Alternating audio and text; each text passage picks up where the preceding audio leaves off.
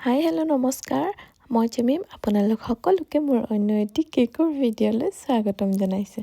আহকচোন এই মৰম লগা কিউট কেকটো কেনেকৈ বনাইছোঁ চাওঁ।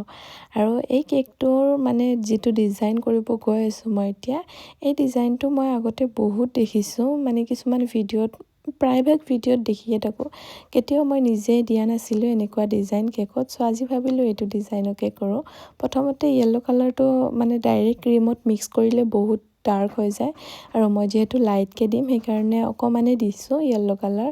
আৰু এয়া 2D নজেল এটাৰ সহায়ত মই এয়া ডাঙৰ ডাঙৰকৈ ৰ'জ কেইটামান দিছোঁ, চাৰিওফালে ৰ'জ দিছোঁ ডাঙৰ ডাঙৰকৈ। আৰু পিছত ষ্টাৰ নজেল এটা লৈ এনেকৈ ডট ডট দি গৈছোঁ, ডট ডট নহয় বাৰু, ৰ'জ টাইপৰে এনেকৈ পকাই পকাই দিছোঁ আৰু কিবা এটা বনাই। আৰু কেকটোত যেতিয়া বৰ্ডাৰ দিয়া যায় তেতিয়া কেকটো দেখিবলৈ আৰু বেছি ধুনীয়া হয়, হয়নে?